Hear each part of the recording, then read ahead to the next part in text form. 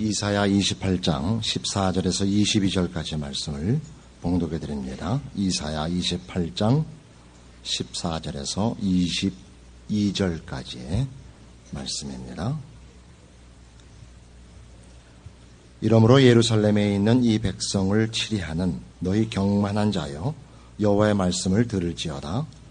너희 말이 우리는 사망과 언약하였고 음보와 맹약하였은즉 넘치는 재앙이 유행할지라도 우리에게 미치지 못하리니 우리는 거짓으로 우리 피난처를 삼았고 허위 아래 우리를 숨겼음이라 하는도다. 그러므로 주 여호와께서 가라사대, 보라, 내가 한 돌을 시온에 두어 기초로 삼았노니 곧 시험한 돌이요 귀하고 견고한 기초 돌이라. 그것을 믿는 자는 급절하게 되지 아니하리로다. 나는 공평으로 주를 삼고 의로 주를 삼으니 우박이 거짓의 피난처를 소탕하며 물이 그 숨는 곳에 넘칠 것인즉 너희의 사망으로 더불어 세운 언약이 패하며 음부로 더불어 맺은 맹약이 서지 못하여 넘치는 재앙이 유행할 때에 너희가 그것에게 밟힘을 당할 것이라. 그것이 유행할 때마다 너희를 잡을 것이니 아침마다 유행하고 주야로 유행한즉 그 전하는 도를 깨닫는 것이 오직 두려움이라. 침상이 짧아서 능히 몸을 펴지 못하며 이불이 좁아서 능히 몸을 싸지 못함 같으리라 하셨나니 대저 여호와께서 브라심산에서와 같이 일어나시며 기브온 골짜기에서와 같이 진노하사 자기 일을 행하시리니 그 일이 비상할 것이며 자기 공을 이루시리니 그 공이 기할 것임이라. 그러므로 너희는 경만한 자가 되지 말라. 너희 결박이 우심할까 하노라. 대저 온 땅을 멸망시키기로 작정하신 것을 내가 만군의 주 여호와께로서 들었느니라. 오늘 본 이사야 28장 14절 이하의 내용을 보시면 유다가 닥친 재난을 극복하기 위하여 정치적인 술수를 쓰고 있는 것을 지적당하고 있습니다. 15절에 있는 바와 같이 너희 말이 우리는 사망과 언약하였고 음부와 맹약하였은즉 넘치는 재앙이 유행할지라도 우리에게 미치지 못하리니 우리는 거짓으로 우리 피난처를 삼았고 허위 아래 우리를 숨겼음이라 하는도다. 이렇게 기록되어 있습니다. 아하스의 아수르의 위협 아래 놓인 유다가 아하스 왕 때에는 아수르와 비밀 협정을 맺어서 그 위기를 극복하려고 하였고 히스기야 왕 때는 애굽의 도움을 청하여 그 위기를 또한 면하려고 했습니다. 그들은 이 재난을 이런 정치적, 외교적 혹은 국방적 차원에서의 재주를 부려서 면하려고 했습니다. 하나님께서는 이런 식으로 이 문제를 해결하는 것 자체에 대해서 꾸중을 하는 것이 아니라 저들이 당하는 위기의 근본적인 이유가 하나님께서 저들의 삶과 신앙의 잘못을 지적하여 초래된 이 재난인 것을 깨닫고 하나님께 돌아오기를 바라고 있지만 저들은 그러지 않고 있습니다. 그래서 심판이 약속되고 있죠. 20절에 있는 바와 같이 침상이 짧아서 능히 몸을 펴지 못하며 이불이 좁아서 능히 몸을 싸지 못함 같으리라. 너희가 음부와 사망과 언약하고 음부와 맹약했다고 하는데 그것이 마치 짧은 침대에 누운 것 같고 모자라는 이불을 덮은 것 같이 너희들의 안전을 지켜주지 못할 것이라. 이렇게 비유적으로 꾸짖습니다. 그리고서 21절에 있는 대저 여호와께서 브라심산에서와 같이 일어나시며 기브온 골짜기에서와 같이 진노하사 자기 일을 행하시리라라는 심판을 선포받습니다. 브라심산이라는 것은 다윗 왕 때 다윗이 블레셋을 크게 물리친 전투의 장소이고 기브온 골짜기는 여호수아가 이스라엘 백성을 데리고 가나안에 입국하여 아모리 족속과 싸울 때 그 크게 저들을 물리친 전투의 장소입니다. 우리 식으로 하면 무슨 한산대첩 뭐 이런 식으로 그 이름이 여기 명명되고 있습니다. 마치 하나님께서 이스라엘 백성을 위하여 그 대적을 치신 것 같이 이스라엘을 대하여 그렇게 진노하시겠다, 이렇게 선언하고 있습니다. 우리는 이런 글을 읽으면서 쭉 본 바와 같이 하나님이 온 우주와 역사의 주인으로서, 통치자로서 하나님을 외면하고 죄악 길로 달려나가 파멸을 초래한 모든 열방을 심판하신다 하는 데 대해서 우리는 이의가 없습니다. 당연한 그 결과라 이렇게 보고 있습니다. 이스라엘에 대해서는 저들이 하나님 앞에 특별한 선민이요, 그 은혜를 입고 그 인도함 속에서 많은 기적과 은혜를 경험했음에도 불구하고 저들의 불신앙을 심판받게 된 이 시점에서 우리 또한 이 일에 대하여 불만이 없습니다. 그러나 이렇게 따지고 보면 온 인류가 하나님 앞에서 구원받을 만한 자가 없고, 이방은 말할 것도 없고, 선택받았던 이스라엘도 결국 그 멸망의 길을 자초하였는데, 어떤 면에서 볼 때 그렇다면 그냥 확 쓸어버리시면 되지, 이렇게 자꾸만 말씀하시고 권면하시고 와서 경고하시는가 하는 생각이 듭니다. 욥은 이렇게 말했죠. 욥은 나중에 고난이 극심해지자 무슨 불평을 하기 시작했냐면, 말하자 내가 왜 태어났을까? 이 불평을 했거든요. 그러면서 이런 불평을 했습니다. 하나님, 나 같은 게 죄 좀 지었기로서니 하나님한테 크게 누될 게 뭐 있습니까? 내버려 좀 두십시오. 그랬다고요. 왜 이 얘기를 꺼내느냐 하면, 하나님은 이 이스라엘에 대해서 왜 이렇게 집착하시는가, 그런 생각이 들지 않습니까? 그냥 쉽잖아요. 좀 노는 꼴 두고 보다가 안 되겠구나, 한 3번 봐주고 이거 안 되겠구나, 그러면 그냥 쓸어버리시지 뭘 선지자들을 보내고 기적을 일으키고 경고하시고 화내시고 그러시나, 이런 생각이 든단 말이에요. 우리는 이런 하나님의 이스라엘에 대한 이런 말하자면 태도, 관심, 이런 것이 무엇을 의미하는가 하는 것을 조금 성경 다른 곳에서 좀 더 분명하게 확인해 볼 필요가 있습니다. 호세아 2장입니다. 구약성경 1258페이지 호세아 2장 8절입니다. 이 호세아 선지자는 이사야와 동시대 인물로, 이사야가 남왕조 유다를 위하여 선지자 노릇을 했을 때 북왕조 이스라엘을 위하여 사역했던 선지자입니다. 2장 8절입니다. 곡식과 새 포도주와 기름은 내가 저에게 준 것이요, 저희가 바알을 위하여 쓴 은과 금도 내가 저에게 더하여 준 것이오늘 저가 알지 못하도다. 그러므로 그 시절에 내가 내 곡식을 도로 찾으며 그 시기에 내가 내 새 포도주를 도로 찾으며 또 저희 벌거벗은 몸을 가리울 내 양털과 내 삶을 빼앗으리라.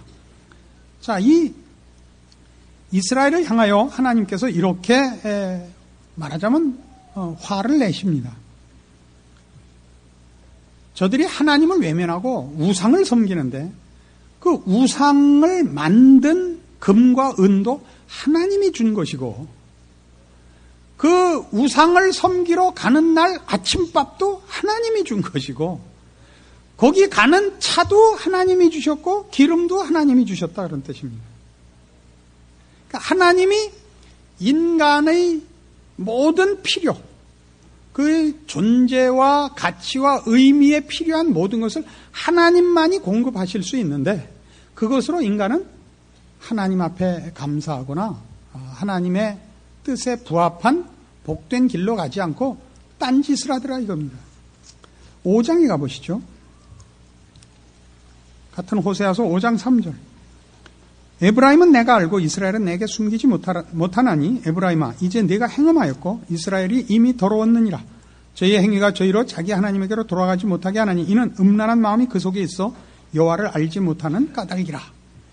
자, 모든 것을 하나님이 주시는데 인간은 그 유일한 복의 근원이시오, 또 우리가 마땅히 의지하고 경배해야 할 하나님을 외면하고 언제나 잘못된 길로 가는데 그 이유는 우리 속이 잘못된 탓이더라 이겁니다. 마음이 음란하여 죄를 짓는 것 외에는 할 줄을 아는 게 없더라 이거예요. 하나님만이 존재의 필요와 의미와 가치의 필요와 복과 영광과 승리의 필요의 유일한 공급원입니다. 하나님이 이걸 인류에게 주시지만 인간은 감사할 줄도 모르며 그 가치를 제대로 사용할 줄 모르고 자신의 속성대로 죄밖에 지을 줄을 모르고 있습니다. 11장에 갑니다.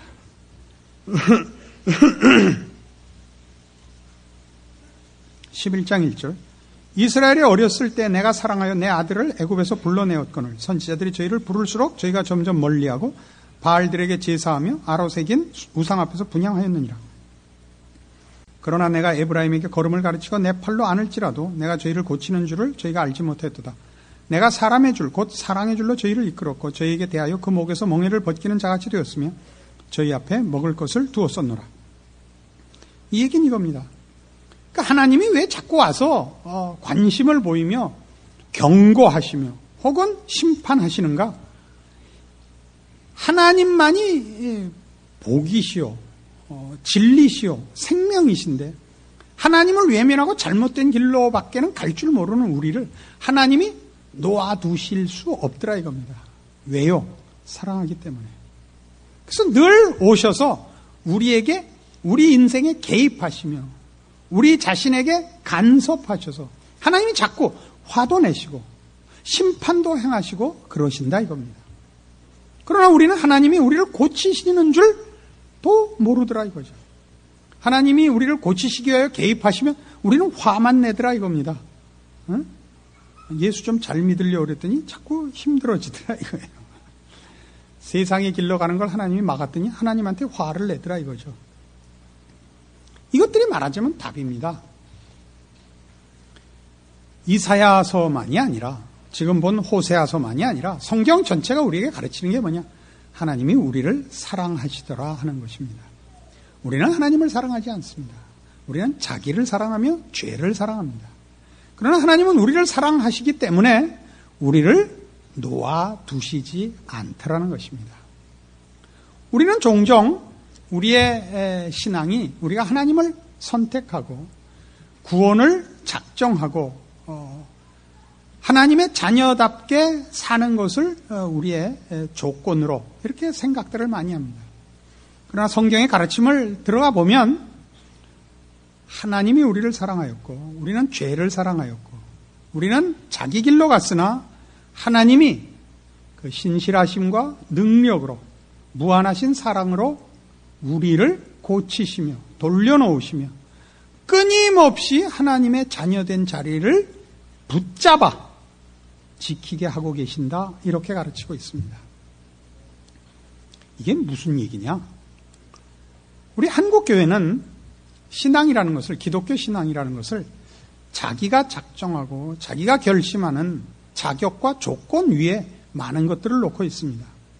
우리는 그런 것들이 실제로 우리에게 요구되는 신앙적인 요구라는 것을 물러납니다. 우리는 거룩히 살아야겠고 죄를 멀리하고 하나님의 뜻에 우리를 순종시켜야 옳습니다. 그러나 현실적으로 그러지 못합니다. 우리는 몇 가지에서 신앙적일 수 있습니다. 기도합니다.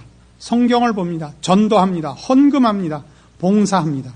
그러나 우리라는 인간을 종합하여 전체를 놓고 볼 때 우리는 신자냐 아니냐 할 때 세상 사람들과 그다지 차이가 나지 않습니다. 우리는 일주일을 지내서 다시 이 성일을 맞아 교회에 왔을 때 예외 없이 누구나 머리 숙여 하는 기도가 지난 일주일 동안도 하나님의 뜻대로 살지 못했다는 죄를 다 고백합니다. 우리는 사소한 것에서 우리가 신자가 아닌 것 같이 늘 살고 있다는 것을 자각하고 있습니다. 그러는데도 하나님께서 우리를 버리시지 않으며 우리를 사랑하시며 그래서 우리를 붙잡고 계시기 때문에 우리는 신자인 것입니다. 내가 하나님을 놓지 않고 하나님의 말씀대로 살고 있어서 신자가 아니라 하나님이 나를 놓지 않기 때문에 내 끝은 심판과 파멸로 끝나지 않을 것입니다. 이것이 성경이 하는 얘기입니다. 그래서 호세아 14장에 가시면 호세아는 끝을 이렇게 냅니다. 이스라엘아, 네 하나님 여호와께로 돌아오라. 네가 불의함을 인하여 엎드려졌느니라. 너는 말씀을 가지고 여호와께로 돌아와서 아뢰기를 모든 불의를 제하시고 선한 바를 받으소서. 우리가 입술로 수송아지를 대신하여 주께 드리리다. 우리가 아수르의 구원을 의지하지 아니하며 말을 타지 아니하며 다시는 우리의 손으로 지은 것을 향하여 너희는 우리 신이라 하지 아니하오리니 이는 고아가 주께로 말미암아 긍휼을 얻었음이니이다 할지니라. 내가 저희의 패역을 고치고 즐거이 저희를 사랑하리니 나의 진노가 저희에게서 떠났음이니라. 내가 이스라엘에게 이슬과 같으리니 저가 백합화같이 피겠고 레바논 백향목같이 뿌리가 박힐 것이라.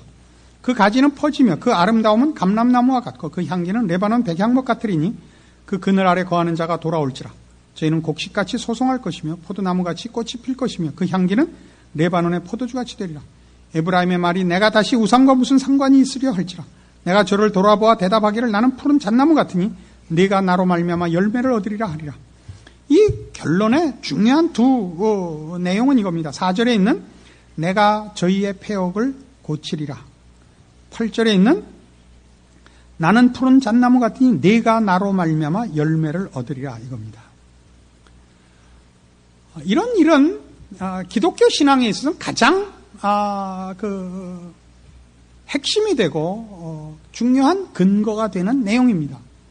하나님의 은혜와 사랑이 조건이요 근거가 되어 우리라는 성도의 존재와 위치가 성립된다는 것이죠.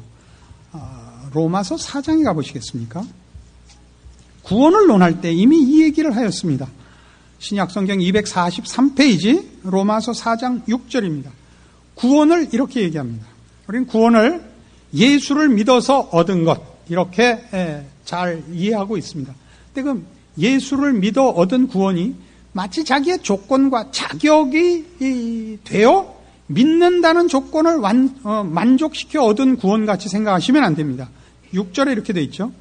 일한 것이 없이 하나님께 의로 여기심을 받는 사람의 행복에 대하여 다윗의 말한 바 그 불법을 사하심을 받고 그 죄를 가리우심을 받는 자는 복이 있고 주께서 그 죄를 인정치 아니하실 사람은 복이 있도다.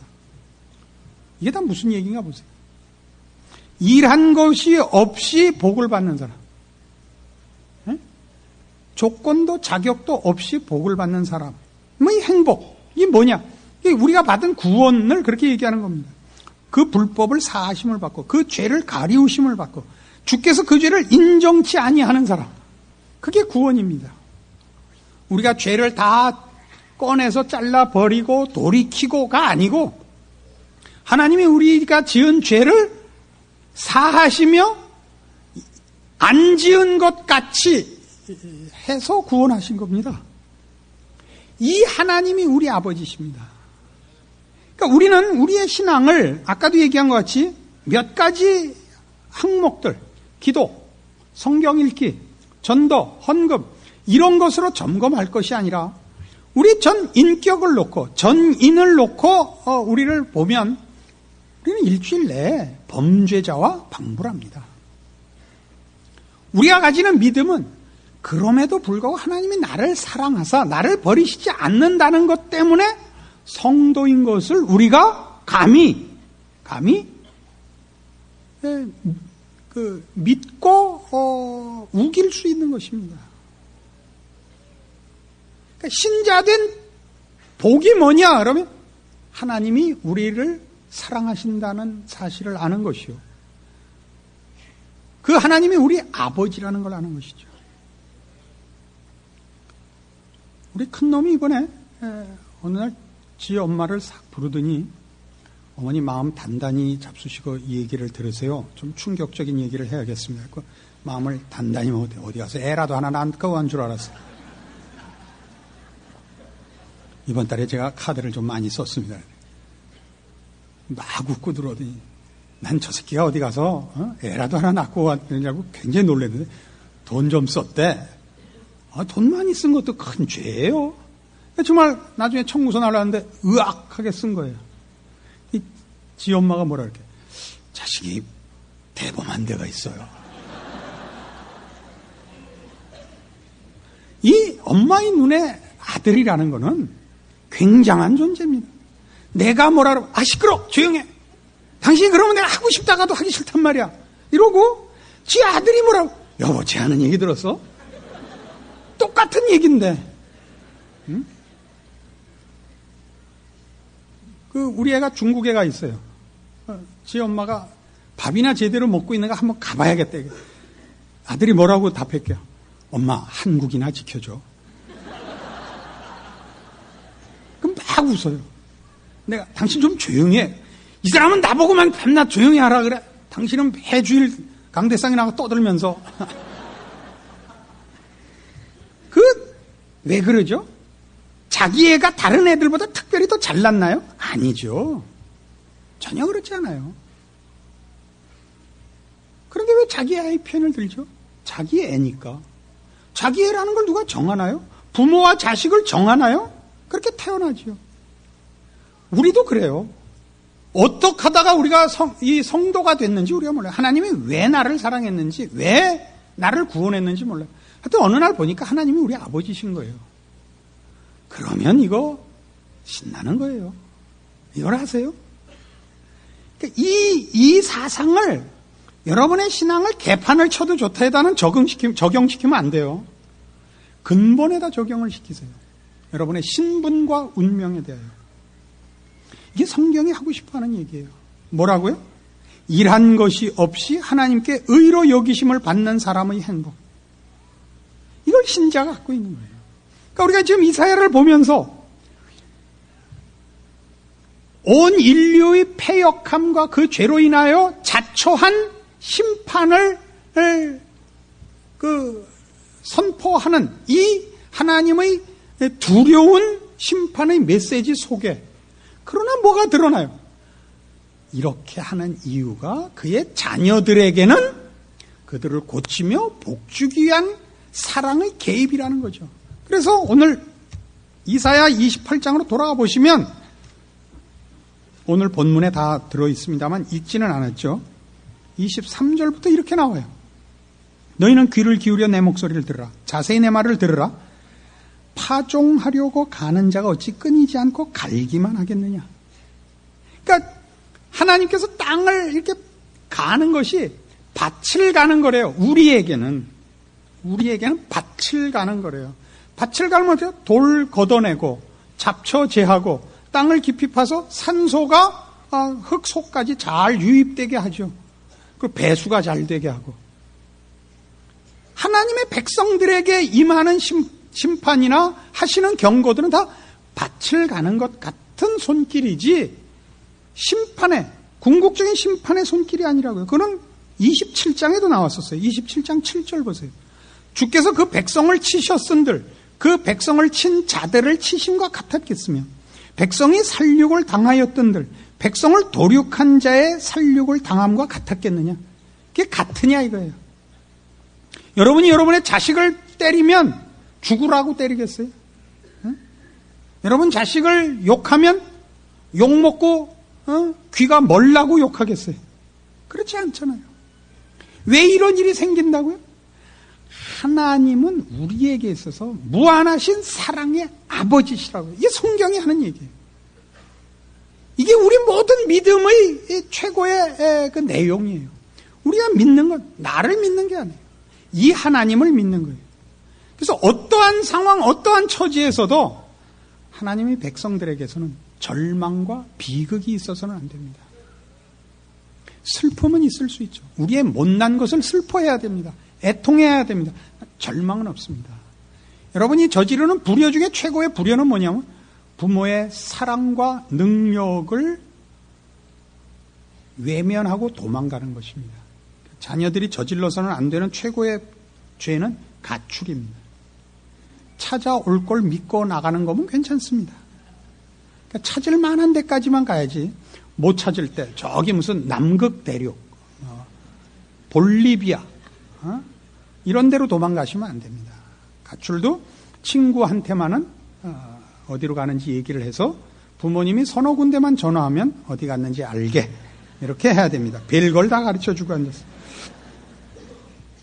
그래서 아까 본 호세아 14장 마지막이 이렇게 끝이 나요. 그러니까 이스라엘의 잘못을 지적하며 그러나 하나님께서 저들을 고치시는 하나님이라는 걸 얘기한 끝이 뭐냐면 14장 9절 누가 지혜가 있어 이런 일을 깨달으며 누가 총명이 있어 이런 일을 알겠느냐? 어떤 지혜, 어떤 총명? 하나님이 어떤 분이라는 사실을 아는 지혜. 하나님이 이런 분이시구나 라는 것을 아는 총명이 누구에게 있겠느냐? 그 얘기는 다시 말해서 하나님 정말 얼마나 놀라우신 분이냐 그런 얘기입니다. 이것은 로마서 11장이 그대로 반복됩니다. 로마서 11장 신약성경 256페이지 로마서 11장 32절 구원을 설명한 후에 사도 바울이 이렇게 얘기합니다. 하나님이 모든 사람을 순종치 아니하는 가운데 가두어 두시면 모든 사람에게 긍휼을 베풀려 하심이로다. 모든 사람을 순종치 아니하는데 가두어 두었다는 것은 저들의 잘못된 길의 결국을 보여줬다 이겁니다. 저들이 불순종하여 가는 데까지 간 게 어디냐? 거긴 파멸이요, 심판이요, 끝이 없는 절망입니다.